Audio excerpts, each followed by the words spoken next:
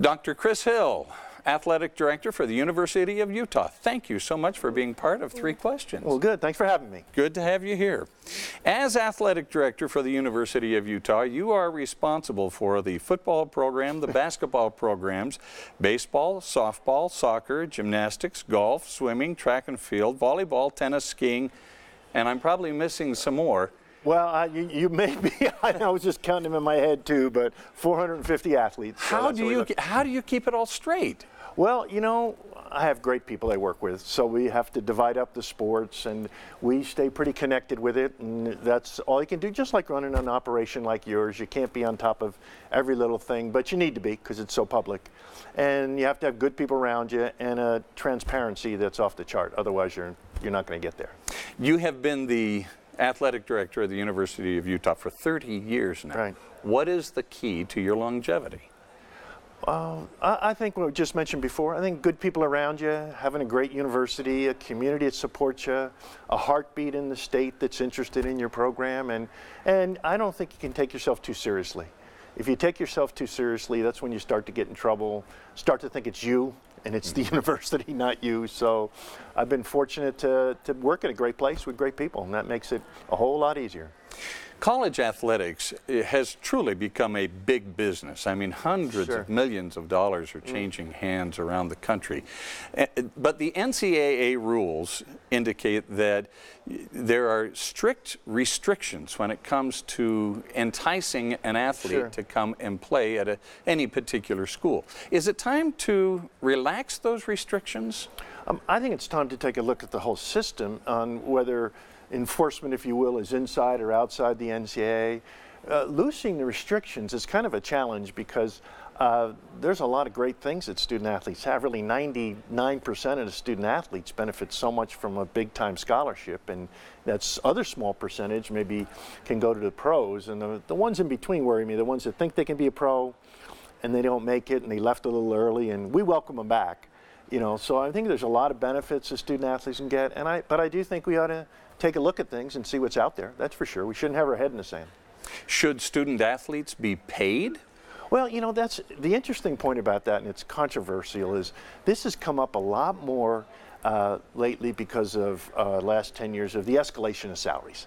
Let's be honest, if the coaches weren't making millions, we would look at this scholarship and go, what a deal, they're getting paid. Yeah. But because there's that, there's also the questioning of the value of a scholarship, should you get paid? And I think if you go down that path, it's going to be a lot harder. And I don't think universities are going to want to have employees playing on a football team. Yeah. And like I said, 98 to 99%, that scholarship is absolutely fabulous. The other ones, you know, playing in pros, and it's worked out for them. So I think the whole paying the players has risen a little bit off the last 5 to 10 years because of that particular thing, and nobody really wants to unilaterally disarm. You don't want to say, okay, well, we have a good coach, and we don't want to keep the coach, so you can pay him, and we'll lose him, and oh, by the way, you know, the AD gets thrown off a cliff, so, you know, with a president or something, you know. Well, I'm sure that wouldn't happen to you, but yeah. Is it possible, talking about paying players, even though the school might not pay them, would it be possible for like the booster club to pick that expense up? Yeah, I think that's a little bit, it could happen maybe for a great player, but the great player is going to move on to the pros. So the question is a booster going to pay a player to be on the second team? Probably not. You know, they paid a star player, yeah, but Alex Smith's in the pros and he moved on, you know. So that would make it really confusing and who would do it. And I just don't think there's the appetite that people think there might be. Our community is very respectful of the academic and the type of scholarships we have, and they're really not that rabid, which is good. I think if they're too rabid, it would become way more of a business. Since you brought it up, let me ask about this. At more than $2 million a year, Kyle Whittingham is the highest paid state employee in Utah. But that is the case at many colleges across the country. Is that right? Well, you know, I come from an education background, so the most noblest profession in my mind is teachers. So you can look at that and you can say, oh, you know, it doesn't make sense, and it is. It's expensive, and in a lot of ways it's tough for people to imagine. Like I said, it's supply and demand. There's not a 250 Kyle Whittinghams. There's 45 in the country. And so it's part of what we have now. If there was a way to keep good coaches, have good salaries, but not escalate as fast, that's what we'd all want. So if you got a good answer for me, let me know. I don't have any answers. Okay, then. I just have questions. Okay. It was huge news. It was huge news when the University of Utah joined what was then the Pac-10, now the Sure. Pac-12. And you and then college president, university president Michael Young helped negotiate that deal. How difficult was it to get the University of Utah into the Pac-10 and now Pac-12? Well, I think a lot of dominoes had to fall our way. And even in the mid-90s, we said, you know, this is a league we would aspire to go to. So what can you do? You can keep people informed. You can make sure your program is in line with we look like a Pac-12 team. We get the facilities. And you also have to have the institution. You know, in the Pac-12, research institutions, large places. And so all those things had us dressed up, ready to be asked to a dance. The funny thing is when we get back, and when I met with Larry Scott before, you know, months in advance, I said, I know we're going to have to buy in, or you're going to have a gradated scale of us getting money. And we always laugh because we're negotiating with no power, you know. So, but I mean, I think it was a point where the earth was moving and we were ready. And we kept putting ourselves ready and keeping, you know, I'd have other ADs come visit and stuff. But at the end of the day, great institution, good programs, good coaches, good facilities, great location for the league, and great city. So they all had to come together, you know, and they did. And it's been wonderful. Whenever you enter into a negotiation to join a conference like you did the Pac-12, you have to agree to certain things. I mean, certainly the school gets a huge benefit, but what are some of the things that the University of Utah had to agree to be able to join that conference? You know, not much. You know, we had to agree to be good and have a great institution, whatever. The one thing that's been controversial and difficult for me personally and some of the fans is we had to agree to play every day of the week. And so we play some Sunday games, in basketball especially. We have in the other sports over time. In the other league, we didn't do that. So that was something we had to look them in the eye and say, okay, we'll play. I guess if that's a condition, and that's maybe one of the few conditions, then we agree to do that. And it's hard for our fans because they think we can change that, and we really can't. So that's, no matter what happens, every year that's a little bit of a rub. But we understood that going in. Michael Young understood it going in, and our board of trustees understood it. But you know, our facility's in good shape. It's not so much what we had to do, it's what we needed to do to be competitive. Since joining the Pac-12 in 2011, Utah athletics has just grown in profile and weight and gravitas and all of those kinds of things. Since joining the conference, how has that changed day-to-day operations in the athletic department? Well, I think in the athletic department, it's just raised the profile. So you do more interviews, more careful with your interviews, because it could be a national story. Things are more expensive. It's extremely competitive. And it's something that is so energizing too, though. You know, it's one of those things where we're still, in a way, newbies in the league, but we've established ourselves enough. So I think day to day, it's the visibility, it's the trying to balance the budget. No matter what it is, it's more expensive to compete at that level and be successful.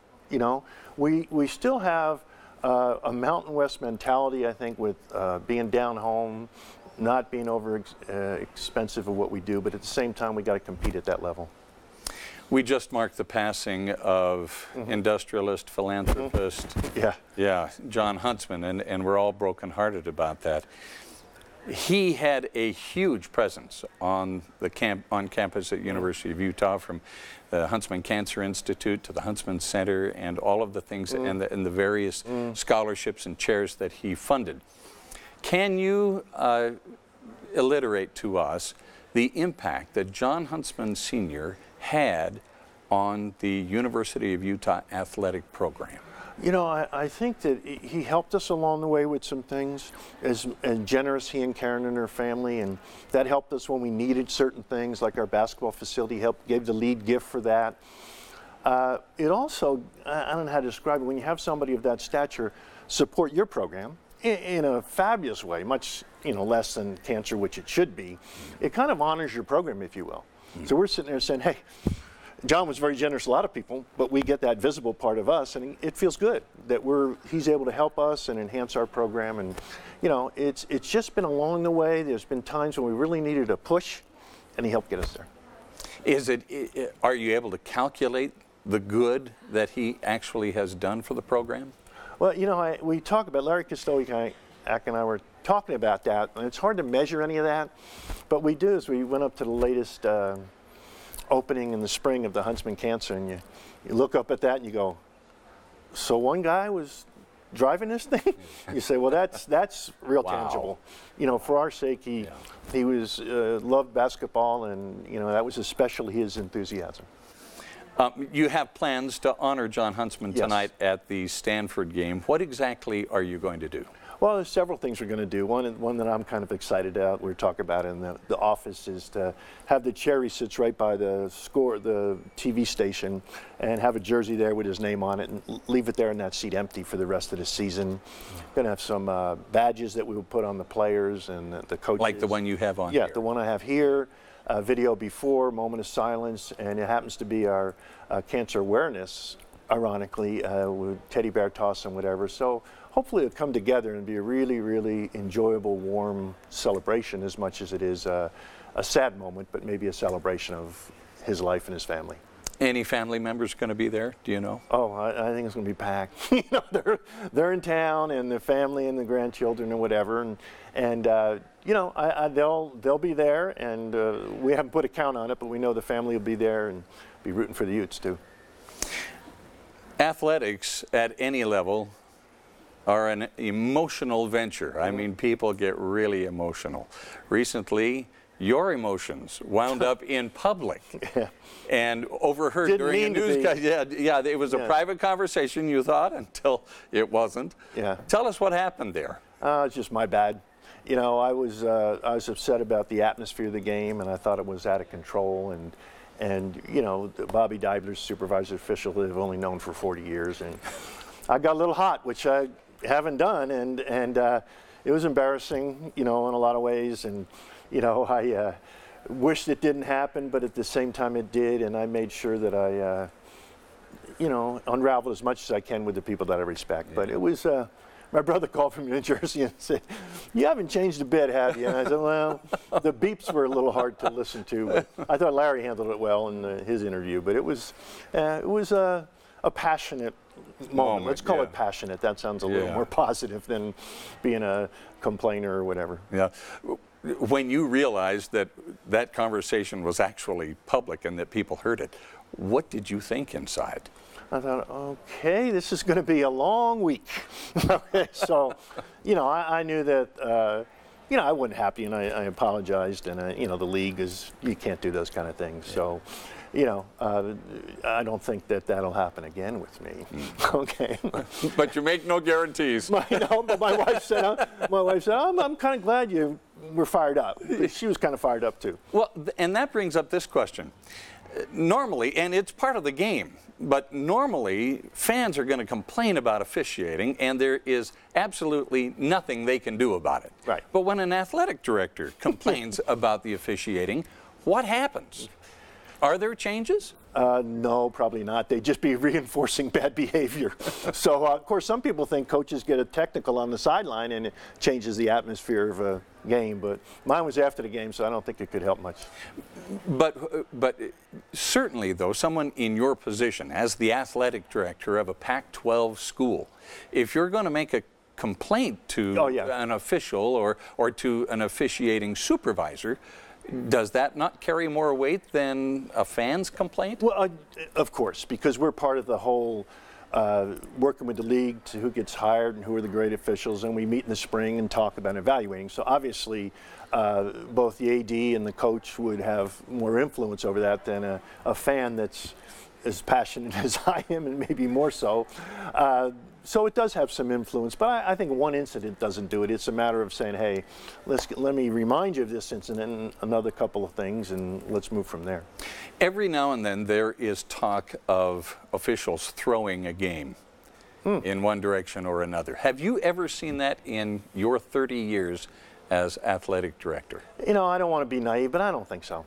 I don't think so. I mean, I'd hate to have it happen, but you know, has it ever happened? I don't know. I haven't really could pick out a time when I did.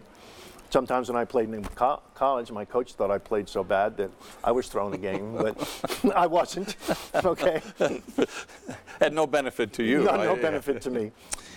Dr. Larry Nassar was convicted of heinous crimes, both at USA Gymnastics and at Michigan State.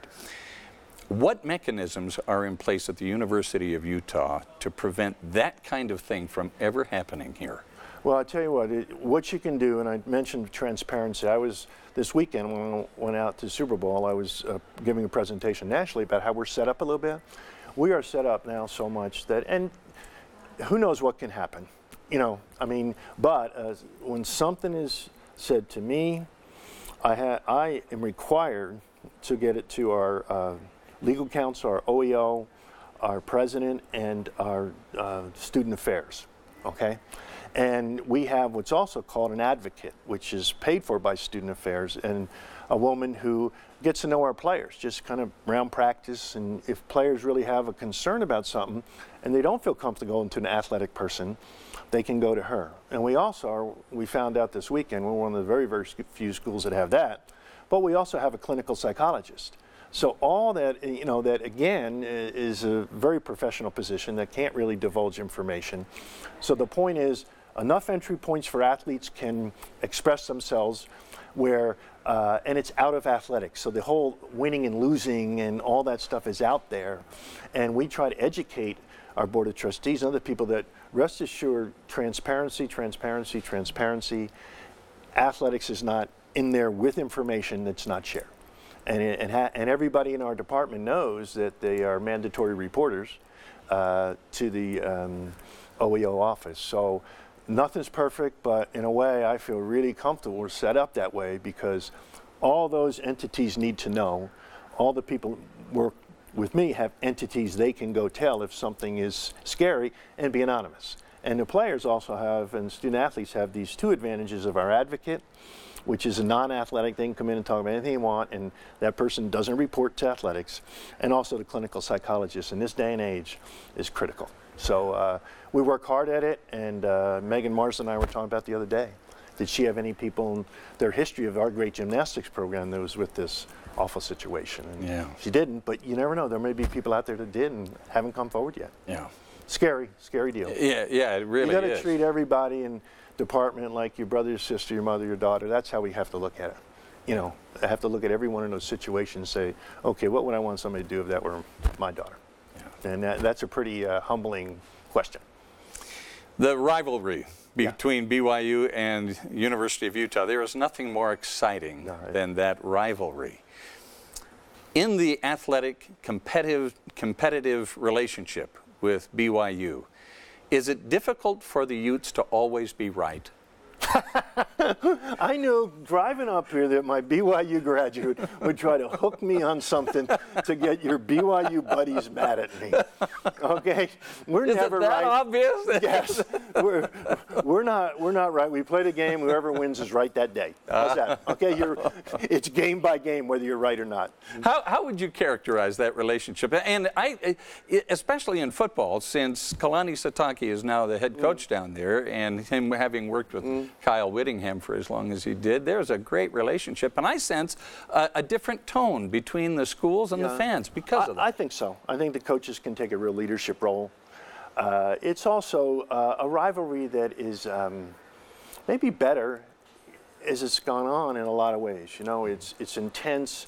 But, you know, 25 years ago, we were just losing all the time, getting clobbered. And now at least there's back and forth. And, you know, people tell me they used to go to church and be able to brag. And now they kind of don't, because you never know the next year. And so, you know, it's been good. It's healthy. And, you know, there's this thing called Esports that I'm learning about, this gigantic, you know, digital competitions and everything. Oh, yes. And I was meeting with a guy yesterday and was saying, well, if you guys played BYU, what would happen? He goes, oh, we'd be off the chart with people coming. So it's, you know, it's the heartbeat of the state in so many ways. I mean, we have other schools we're competitive with, but let's be honest, that's part of the fabric. Are you glad that we're back playing the two schools again? And is that going to continue? Yeah, you know, that's the full intention. You know, and I was talking to Tom, I said, well, let's say we're scheduled in 2025 and Alabama wants to come to your place and we have to be there at your place that game. I don't know, maybe he might decide that then. But I think I'm saying for sure I've learned that that's a real important game to keep on the schedule. Well, Dr. Chris Hill, Athletic Director for the University of Utah. Thank you so much for being part of 3 Questions. All right, thank you.